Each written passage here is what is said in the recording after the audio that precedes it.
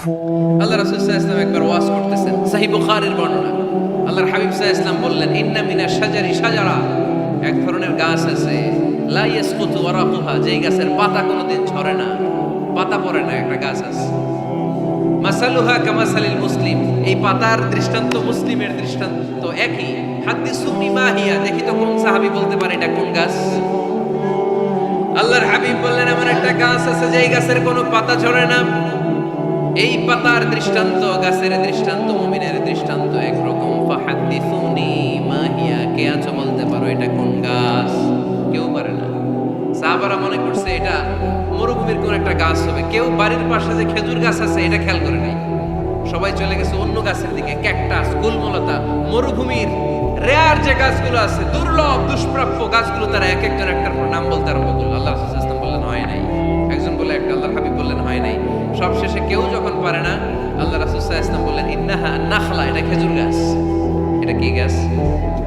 সবাই বলেন কি গাছ? খেজুর গাছ। কেউ পারে নাই। ওয়াজ শেষ, নসিহত শেষ, সবাই বাড়ি ফিরে যাচ্ছে। সাইয়েদনা ওমর ফারুক রাদিয়াল্লাহু তাআলা আনহু, উনি ওনার ছেলে আব্দুল্লাহ ইবনে ওমরকে নিয়ে যাচ্ছে। আব্দুল্লাহ ইবনে ওমর হঠাৎ করে বললেন, আব্বা, আল্লাহ রাসূল যখন জিজ্ঞেস করেছিল এটা কোন গাছ, আমি কিন্তু জানতাম এটা খেজুর গাছ, আমি কিন্তু জানতাম। ওমর ফারুক বললেন, বলো নাই কেন? আব্দুল্লাহ ইবনে ওমর বলেন, আব্বা, আপনি পারেন না, আমার চাচা আবু বকর পারে না, মুরব্বী সাহাবারা কেউ পারে না, আমি মাঝখান দিয়ে কেমনে বেয়াদবি করি? সুবহানাল্লাহ পড়বেন না? ওমর ফারুক বললেন, বলো কি? তুমি যদি আজকে বিশ্বনবীর সামনে উত্তরটা দিতে পারতা, আমার ছেলে উত্তর দিতে পেরেছে, এটা জেনে আমার বুকটা এত বড় হয়ে যেত। ও আব্দুল্লাহ, কেন তুমি বললা না? আজকে কেউ প্রশ্নের উত্তর করতে পারে নাই, তুমি যদি বিশ্বনবীর সামনে দাঁড়িয়ে প্রশ্নের উত্তর করতে পারতা, আমার বুকটা এত বড় হয়ে যেত। কেন বললা না? তুমি বললে আমি বড্ড খুশি হয়ে যেতাম। সুবহানাল্লাহ পড়েন। তার মানে মাঝে মাঝে জুনিয়ররা সিনিয়রদেরকেও হার মানায়, এরকম আসরা নাই। এজন্য পরামর্শ করবেন, অবশ্যই পরামর্শ করবেন। সাইয়েদনা ওমর ফারুক যখন খলিফা, তিনি মুরব্বীদের মিটিংয়ে একটা ছোট্ট বাচ্চাকে রাখলেন, অল্প বয়স্ক এক সাহাবী, ওই সাহাবীর নাম আব্দুল্লাহ ইবনে আব্বাস রাদিয়াল্লাহু তাআলা। মুরব্বীরা মনে কষ্ট পেলেন, কিরে, এই ছেলের সমান নাতি আছে আমার ঘরে, আমার নাতি আছে, এই ছেলের সমান, এই ছেলেকে কেন রাখে? ওমর ফারুক বললেন, একদিন দেখাই দিব আপনাদেরকে কেন রাখি। ওমর ফারুক একদিন সবাইকে বললেন, ইদা জাআ নাসরুল্লাহি ওয়াল ফাতহ ওয়া রাআইতান নাস ইয়াদখুলুনা ফি দীনিল্লাহি আফওয়াজা। এটা কোন প্রেক্ষাপটে নাজিল হয়েছে আপনারা কে জানেন বলেন তো? এক সাহাবী বললে, এই সূরা দ্বারা বোঝানো হয়েছে আমাদের যখন বিজয় অর্জিত হবে তখন যেন আমরা বেশি বেশি আল্লাহর প্রশংসা করি। ওমর ফারুক বললেন, উত্তর হয় নাই। আরেক বয়স্ক সাহাবী বললেন, আমাদেরকে রব্বুল আলামিন বড় বড় শহর বিজয়ের ব্যাপারে আদেশ দিয়েছে, এই সূরা দ্বারা আমি এটা বুঝেছি। ওমর ফারুক বললেন, হয় নাই। কেউ যখন উত্তর করতে পারে না, ওমর ফারুক বললেন, ও আব্দুল্লাহ ইবনে আব্বাস, তুমি এই সূরার ব্যাপারে কি জানো? আব্দুল্লাহ ইবনে আব্বাস বলেন, হুয়া আজালু রাসূলিল্লাহ, এই সূরা দ্বারা বিশ্বনবীর আগাম মৃত্যুকে বোঝানো হয়েছে।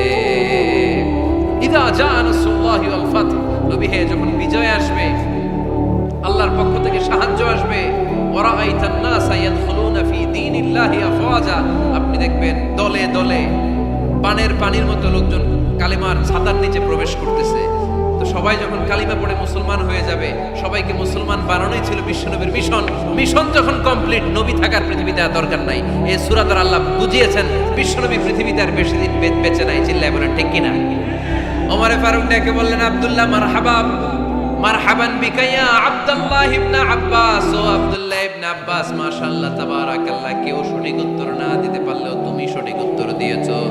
তুমি এই সূরার ব্যাপারে যতটুকু জানো আমিও জানি ততটুকু। পড়েন সুবহানাল্লাহ। তুমি সঠিক উত্তর দিয়েছো। এই হাদিসগুলো প্রমাণ করে মাঝে মাঝে জুনিয়ররা সিনিয়রদেরকেও হারিয়ে দেয়। চিল্লায় বলেন ঠিক কিনা? এজন্য মাঝে মাঝে বাচ্চা ছেলেদেরও পরামর্শের দরকার আছে না নাই? ঘরে সুখ নাই, শান্তি নাই, কারণ পরামর্শ করেন না তো।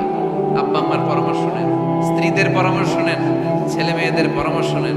গুরুত্বপূর্ণ সিদ্ধান্ত নেওয়ার আগে পরামর্শ করে সিদ্ধান্তগুলো নেওয়ার দরকার আছে না নাই? পরামর্শ করে ফ্যামিলি মিটিংয়ে যদি আমরা সিদ্ধান্ত নেই, ওই সিদ্ধান্তে বরকত দিবে কে? আওয়াজ করে বলেন, ওই ঘরটারে বরকতময় করে কে? কয়টা গেল? 7টা। 8 নাম্বার হচ্ছে, প্রত্যেকটা ঘরে এক একটা পারিবারিক পাঠাগার গড়া চাই, ফ্যামিলি লাইব্রেরি।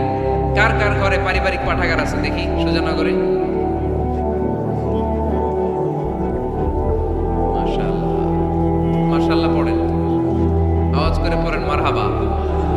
যাদের ঘরে নাই তাদের ঘরে একটা পাঠাগারের দরকার আছে না নাই? একটা শোকেস বানাবেন, ওখানে ইসলামী বইগুলো রাখবেন, ইসলামী সাহিত্যগুলো রাখবেন, তাফসিরগুলো রাখবেন, হাদিসের বইগুলো রাখবেন। একটা পারিবারিক পাঠাগারের দরকার আছে না নাই? কোরআনের প্রথম আয়াত হয়েছে পড়ো। কোরআনের প্রথম আয়াত কি?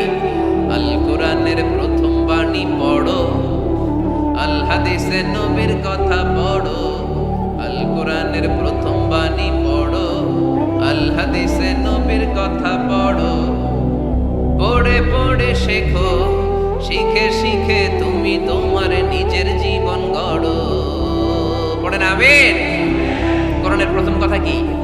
ইকরা, পড়ো। কোরআনের প্রথম কথা কি? ইকরা বিসমি রাব্বিকাল্লাযী খালাক, খালাকাল ইনসানা মিন আলাক। ইকরা ওয়া রাব্বুকাল আকরাম আল্লাযী আল্লামা বিল কলম, আল্লামাল ইনসানা মা লাম ইয়ালাম। পড়েন সুবহানাল্লাহ। পড়ো তোমার প্রভুর নামে যিনি তোমায় শিখিয়েছেন। Read in the name of your Lord who has created. পড়ো, পড়ার কোনো বিকল্প নাই, আপনার পড়তেই হবে। বেঁচে আছেন পড়েন, সুস্থ তো পড়েন, অসুস্থ পড়েন, মরে যাচ্ছেন তখনও পড়েন, পড়তে পড়তে মরেন। ও মিয়া, মরার সময় পড়ার দরকার আছে না নেই?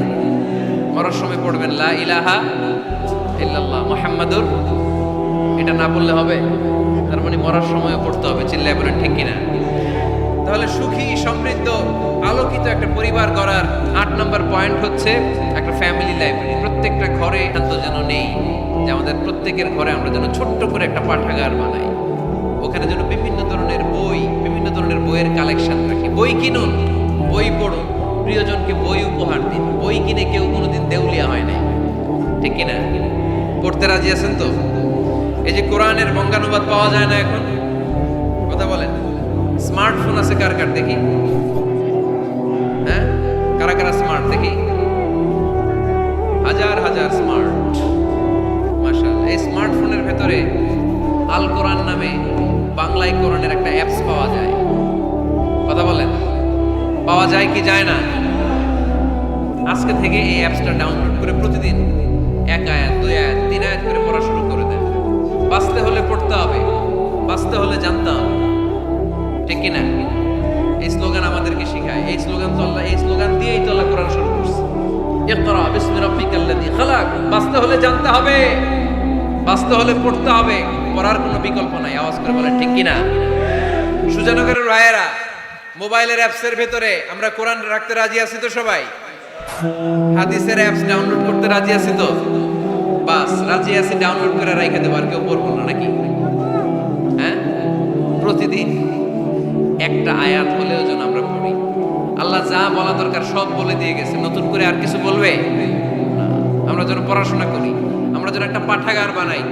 আবারও কখনো আসার সুযোগ হইলে আমি জিজ্ঞেস করবো, যদি আমার মনে থাকে যে আপনাদের পাঠাগার আছে কার কার ঘরে, সেদিন সবার হাত তুলতে হবে। এমনি পারা যাবে তো? আল্লাহ তুমি তৌফিক দাও। এজন্য একা একা সিদ্ধান্ত নেবেন না, নারীদের কাছ থেকেও পরামর্শ নেবেন। আল্লাহর হাবিব সাল্লাল্লাহু আলাইহি ওয়াসাল্লাম নারীদের পরামর্শ গুরুত্ব দিয়েছেন। মাঝে মাঝে জুনিয়রদের পরামর্শ নিতে হয়, ছোট্ট বাচ্চাদের পরামর্শ নিতে হয়। ছোট্ট বাচ্চাদেরকে বোকা মনে করবেন না, ছোট্ট ছেলে মেয়েদেরকে বোকা ভাববেন না, ওদের মাথায় বুদ্ধি আছে। মাঝে মাঝে জুনিয়ররা সিনিয়রদেরকে হারায় দেয়, আছে না নাই? আল্লাহর হাবিব সাল্লাল্লাহু আলাইহি ওয়াসাল্লামের একটা বৈশিষ্ট্য ছিল, তিনি কিছু খেলে খাওয়ার পরে বন্টন করলে কোন দিক দিয়ে করতেন? আওয়াজ করে বলেন না, ডান দিক থেকে। একবার তিনি দুধ খেলেন, দুধ খেয়ে বন্টন করবেন, কিন্তু ডান দিকে দাঁড়িয়ে ছিল একটা ছোট্ট ছেলে, আর বাঁ দিকে মুরব্বী সাহাবারা। আল্লাহর হাবিব সাল্লাল্লাহু আলাইহি ওয়াসাল্লাম এই ছোট্ট ছেলের কাছ থেকে অনুমতি চাইলেন। তার মানে ছোট্টদেরও পরামর্শ দরকার আছে না নাই? আল্লাহর হাবিব বললেন, আতাআযানু লি আন উ'তিয়া হাউলা। আমার স্বভাব হলো খাবার বন্টনের সময় ডান দিক থেকে করি, কিন্তু এখন ডান দিকে তুমি ছোট্ট মানুষ, বাম দিকে বয়স্ক সাহাবারা, তুমি যদি অনুমতি দাও তোমার আগে বয়স্ক সাহাবাদেরকে দিয়ে আমি খাবার বিতরণ করতে চাই। ছোট্ট ছেলেটা বলল, ইয়া রাসূলুল্লাহ লা উসিরু এই বরকতের জিনিস আমি অন্য কাউরে দিতে চাই না, আমার ভাগেরটা আমি আগে খাইতে চাই, যেহেতু হিসাবে আমি পাই আমারে আগে দেন, আমি দিব না। সুবহানাল্লাহ পড়েন। সে যেহেতু রাজি হয় নাই, আল্লাহ রাসূল সাল্লাল্লাহু আলাইহি ওয়াসাল্লাম দিতেও পারে নাই। আল্লাহর হাবিব সাল্লাল্লাহু আলাইহি ওয়াসাল্লাম দুধের পেয়ালাটা মুরব্বিদের হাতে না দিয়ে ছোট্ট বাচ্চার হাতে তুলে দিয়েছে। চিল্লায়ে পড়েন আল্লাহু আকবার। তাহলে ছোট্ট বাচ্চাদের পরামর্শের দলিল আছে না নাই?